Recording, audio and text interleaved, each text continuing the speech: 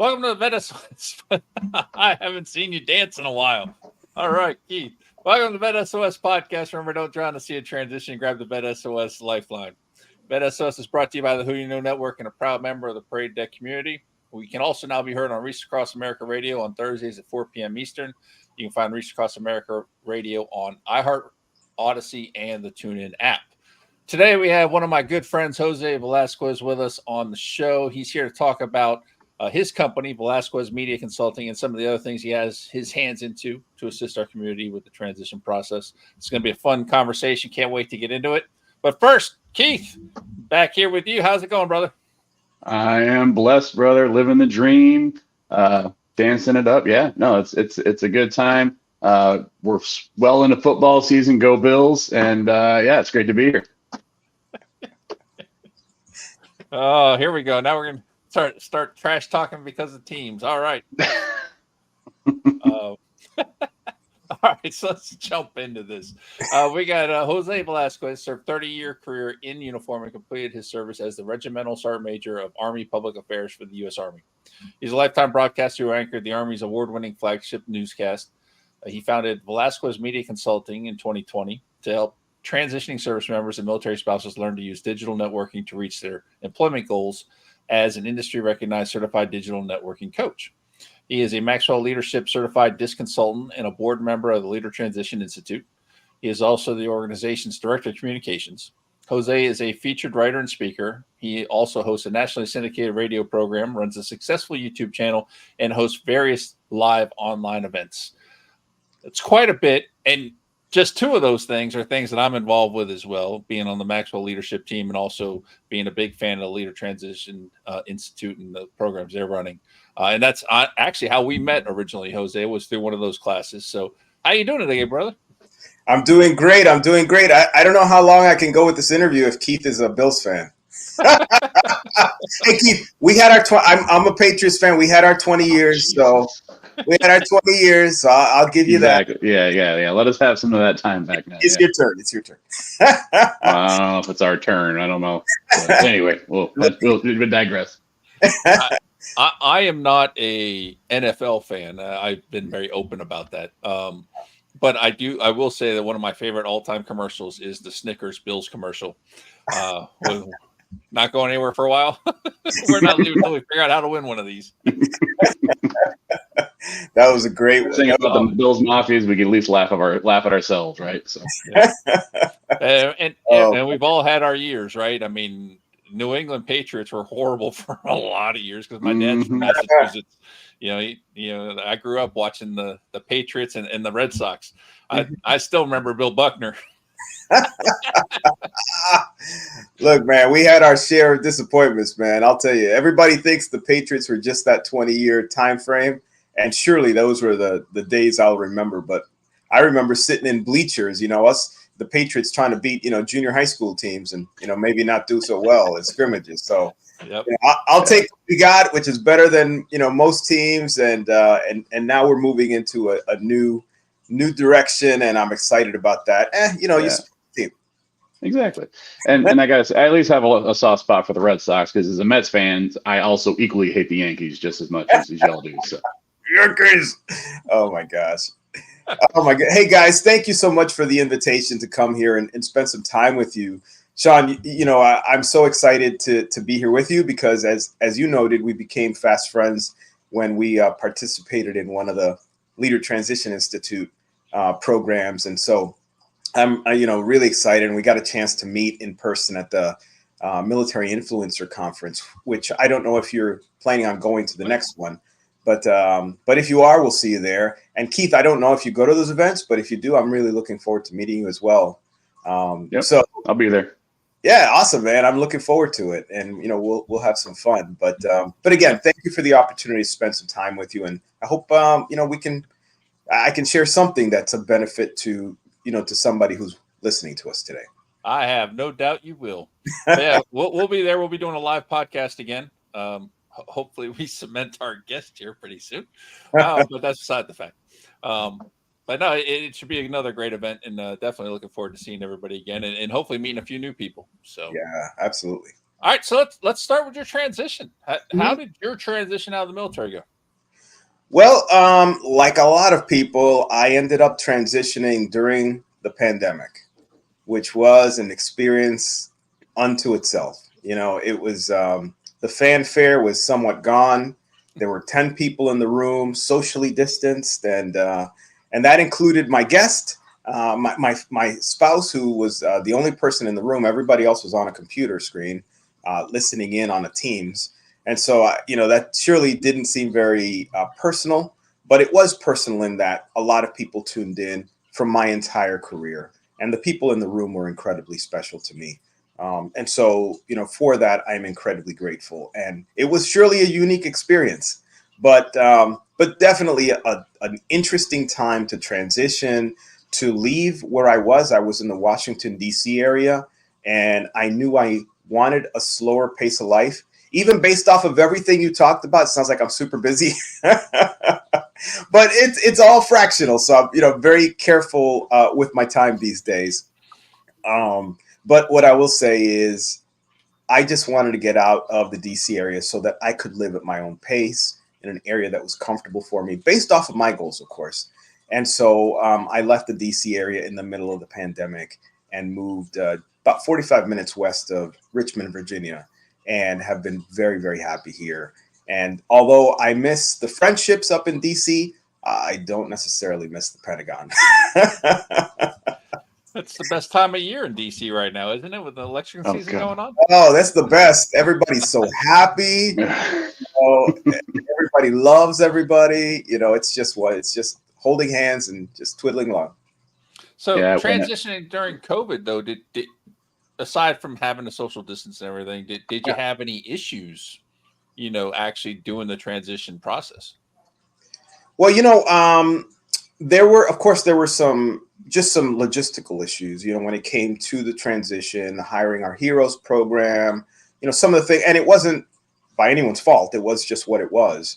But because of my background in public affairs, which was my field in the military and broadcasting, there just aren't that many jobs in that field. And once people get into those jobs, they stay there until, you know, they're carted off in a, you know, in a wheeled bed, you know, on their way to the hospital for their last, you know.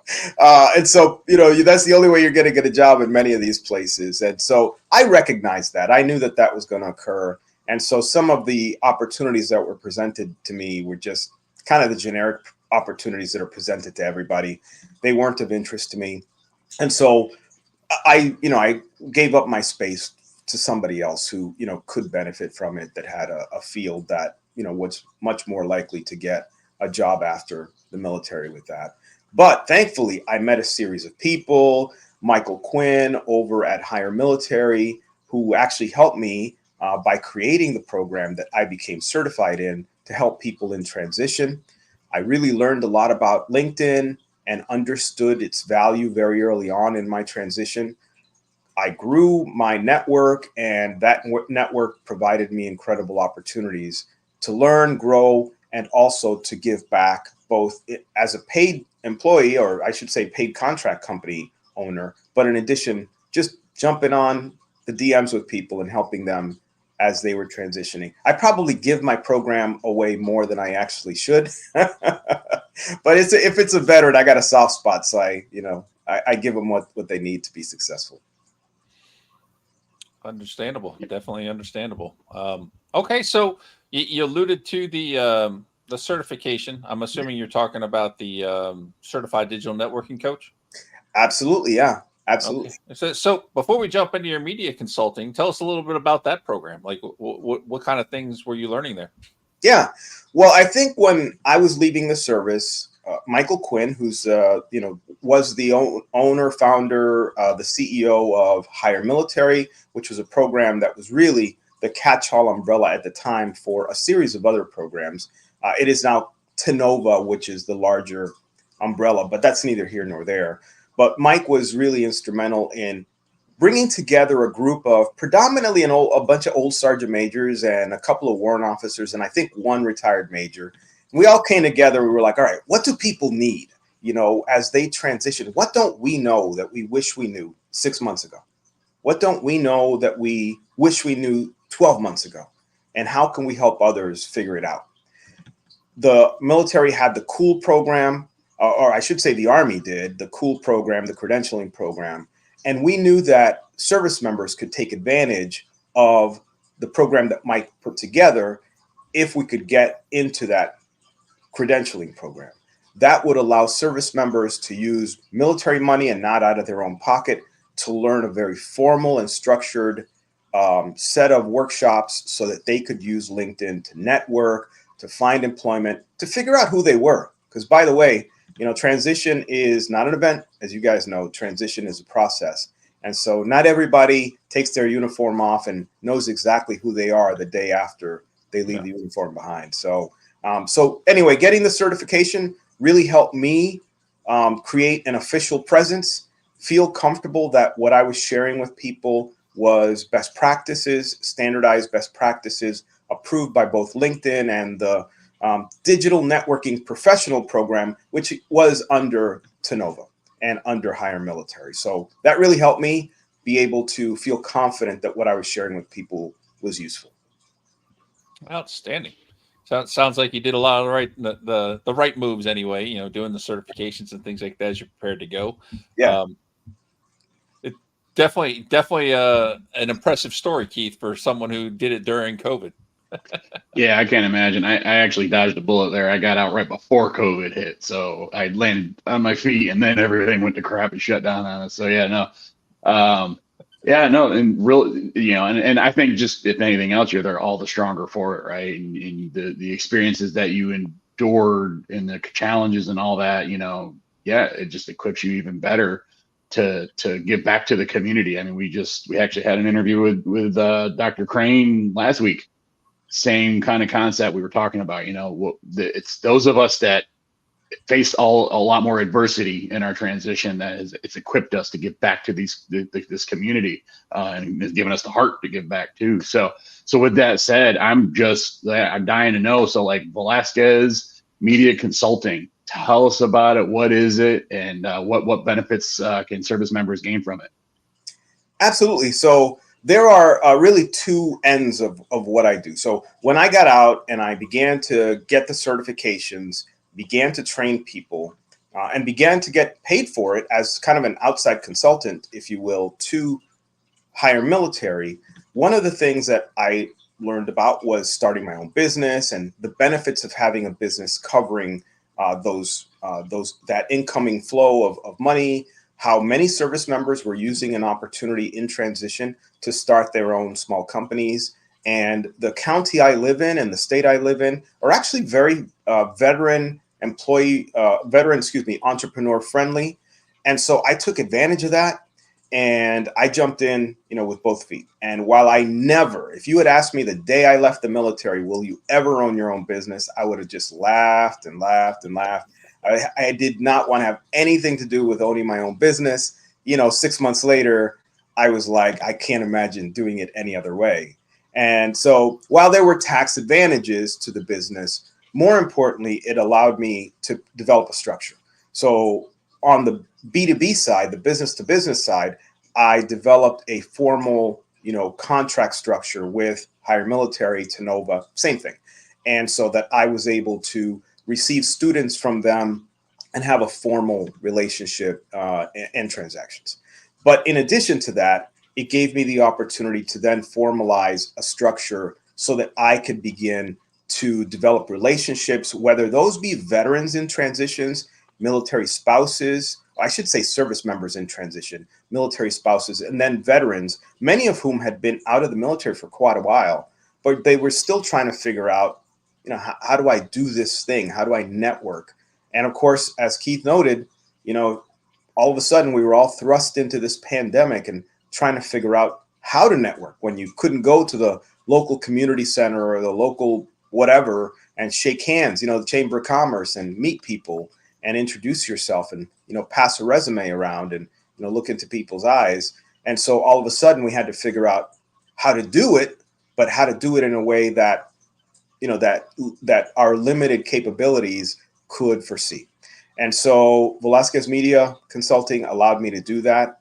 And then finally, in addition to those two things, I was able to consider smaller nonprofits and smaller companies and recognize that my background in public affairs was a background. It's expensive to have a public affairs person on staff. And so a lot of smaller companies just don't have the ability to bring someone on staff full time. And I said, well, how about fractional? How about if, maybe I work for your company for either a short time, or I can, provide you an hour a week, 2 hours a week, just really depending on, the agreement that we would come together about. But that allowed me the opportunity then to break down my days, to commit to different organizations, only as many as I could handle, so that I could make sure that I did the right thing for each one of them. But that really helped me help others, especially in the nonprofit world. I love giving back, and many of those nonprofits supported veterans. So I was always happy to do that. That's fantastic. So when you bring in a client, all right. So as a veteran, I'm getting ready to transition out of the military. Right. Or I'm not a veteran yet, I guess. Transition out of the military and getting ready to do everything. And I reach out to you. What's that look like? What process are you taking me through? What's the cost to me? All those good things. Yeah. Well, usually what we'll do is, someone will reach out to me or will be introduced to me by someone else. Yeah. And, what I'll usually do is a short discovery call, just trying to figure out what it is they need. Because sometimes we have so much to offer and the person really just needs a certain thing. And so I kind of help them figure that out, what it is that they need. Happy to do a short review with them on their page. And then I can present them with either individual training if they need it, or sometimes we'll do some group training where it's less expensive, of course. Well, I'll bring in 10, 20 people into a Zoom call, pop up my screen, and then go over either people's individual pages or best practices off of my own page and discuss how they can change their pages to meet the expectations and their desires.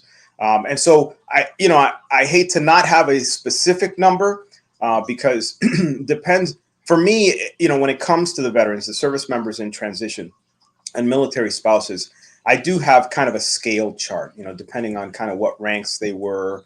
And that goes all the way from really spending, again, more time than I should as a business owner, helping, a young service member, go over the four pillars that I talk about. And I'm happy to share what those are with you in just a second. But I will either break those down and spend a little time on each one, or again, bring people in together and then, produce either a paid for program or just a general kind of, tips and, tricks kind of thing, wave tops. So it really depends on the service member or the military spouse. I'm very military spouse friendly because, who doesn't have difficulty in that transition, right? Yep. I mean, a lot of service members forget about their spouse and their families. It drives me nuts. Because transition is a team sport. If you're married or you had children or you have a significant other, and when you forget about them, you are, and so many of us do, we go to the transition assistance program by ourselves. We don't even think about bringing our spouse with us, who, by the way, has a gazillion questions that we would never even think of because we're in, I got to get a job mode. That's it. I got to get a job. We don't think about kids' school. We don't always think about, a lot of what we would consider after the fact. Yeah, well, I don't know why I didn't think about that. Where am I going to live? How far is the drive? How far away is the veterinarian for the dog? Are there good schools here? Is it going to be a good neighborhood? We're going to be close to family, medical centers, all that kind of stuff.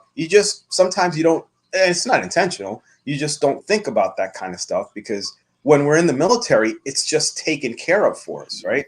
Your friends are given to you. You go to a new organization and yeah, you might have people that you like more than others, but your friend group is solidified the day you show up at the office, right? Your colleague group, your location, the medical services that your family gets, that starts the day you show up at a new installation.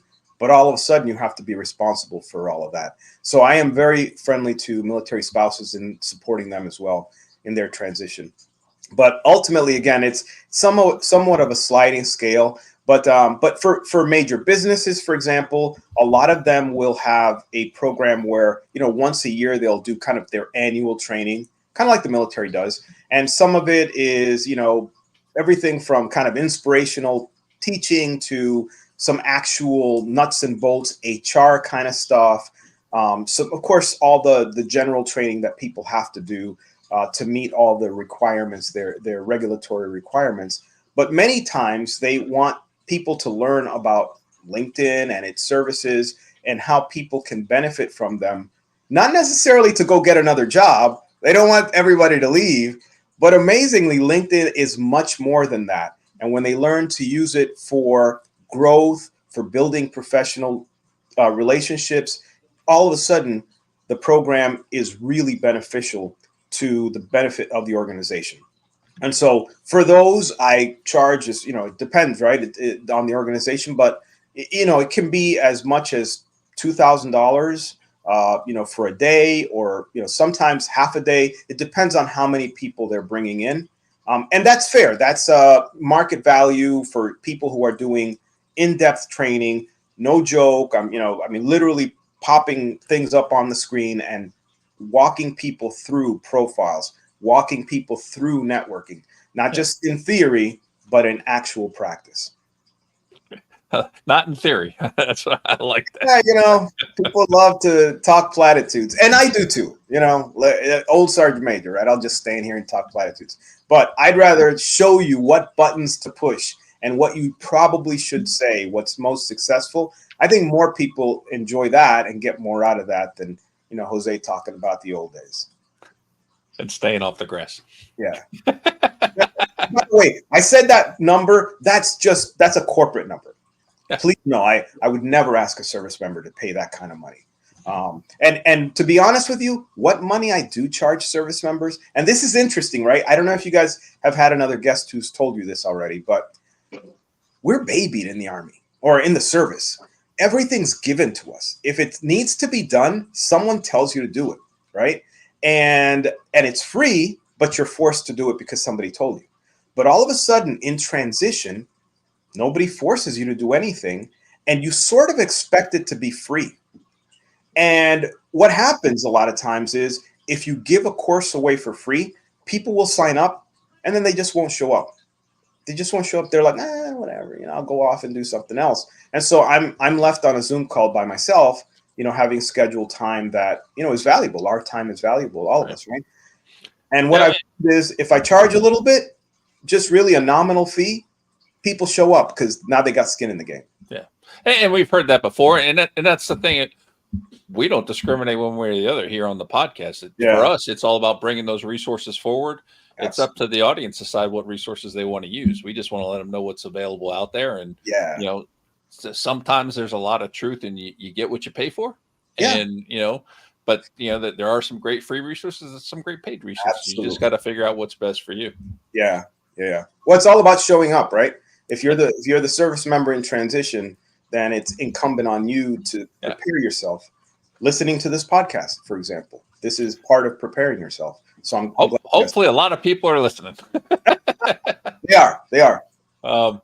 So real quick, let's jump into LTI for a minute. You started a segment with them. I know you're the director of communications, and you've been doing a lot of great things with them, and I'm a huge fan of it. I've openly said many times it was the number one program I did coming out of the military that helped me the most. But you're doing some LinkedIn Lives through LTI, and so tell us a little bit about that. What are you doing with that, and how's that benefiting people in transition? Yeah, great question. Thank you. And you're just like you. LTI was the most important program that I participated in transition, because too few of us, again, don't know where the uniform stops and we start. And the longer we were in service, the harder it is. It's kind of like that Shawshank Redemption movie. The guy doesn't know how to exist in the civilian service. You become institutionalized. And after 30 years, I surely didn't know where the uniform stopped. So LTI, definitely props to them and anybody that wants to participate in their changing focus, moving from we to me program. But LTI overall has a lot more to offer. And one of the things that the CEO, Annie Brock, and I talked about and put together was LinkedIn Live audios were becoming more and more popular. And really what they are an opportunity for a couple of hosts, well, however many hosts you want, kind of in the old clubhouse style, where you have a couple of hosts. They'll basically turn on the microphones in a particular room, invite people into it, and talk about a particular subject. Bring people up on stage if they would. Stage is just a term, right? But bring people up to speak, and then people can share their thoughts, ask a question, continue whatever conversation we've got going, and then they can either break back down into what we call the audience. Again, it's just a term, but what happens with that is that we can share information, we can network. People a lot of service members are very uncomfortable networking because understandably we're taught enough times, right, during annual training that everybody's trying to get us online, right? There's always the scammer on the other side of the planet, and there is.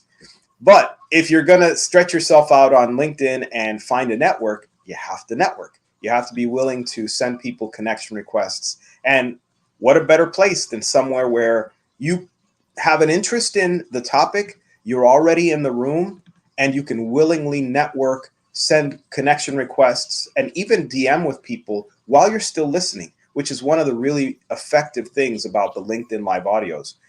Now, we do LinkedIn videos as well, live videos.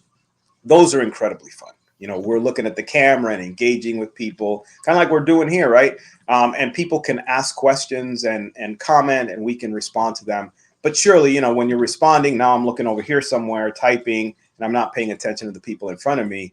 When we've got the live audios, hey, look, if you got curlers in your hair, if you got a T-shirt that's kind of hanging because you've been wearing it about 14 days and it's hanging down that far, that's fine. We're all welcome in those groups, and people feel a lot more comfortable.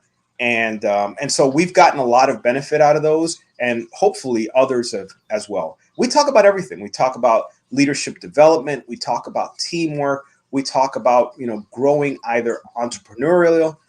We talk about federal government. We talk about, again, leadership growth. We talk about all these items that help people grow, that help people understand the various cultures. And that way they can not only network, but find the right people that will help them get to where they want to go. So LinkedIn live audios are a great thing. Are they the end all be all? No, they're just part of a larger strategy. Yeah. But it's a great place. It's a great place to just talk with people and have a great conversation. Do you guys have a set schedule? Like every... Yeah, we go on the air. We just started season 2 yesterday, which for anyone who's listening to this later, yesterday would have been September 6th. 2 days ago, September 5th, 2024. And so we go every Thursday at noon Eastern time. And, you are welcome to go to the Leader Transition Institute page. And usually the link is posted to the event. And you can either RSVP previously by just clicking on a button. And all that does is it's basically a reminder, send you an email reminder. And then if not, you can just, the day of the event, if you took note of it, you can just hit the button and it'll allow you to join right on the spot. Again, nice. You don't have to get on. You can have crazy hair that day, or you can be in your vehicle. I'm really surprised at how many people are out in the car eating a tuna sandwich, listening in and enjoying, a great conversation and interacting with people. I'm always upset because I'm like, man, I like tuna fish, so I'd like to have a piece of that. But I'm glad they're listening to us. Okay. Well, Keith, we're coming down to the end already, and we need to end it before I ask Jose whether or not he's wearing pants today, after all the talk about what people are wearing during the shows. Pants? What? Just underwear. Hey, I didn't know I had to wear any, but anyway, that's why I'm standing. I don't want to have it in my chair. But anyway, no, it was great having you on here, Jose. And so many truth bombs were dropped on this episode. This is awesome stuff. I mean, yeah, the digital brand, right? It's absolutely, the brand period, but, creating a brand for ourselves, but especially in that digital side, especially in today's global environment. So no, great stuff. So with that said, for all our listeners out there that they're like, hey, I need to be checking this out, how do folks get in touch with you? Yeah, they can likely the best way is right there at the bottom of the screen. Feel free to reach out to me, connect with me, and send me a DM. Let's talk about, what it is that you need help with on your LinkedIn profile or just a network. I'm always happy to make introductions with people that are in transition or recently transitioned. If you're an HR person looking for HR people in a certain place, I probably know a guy.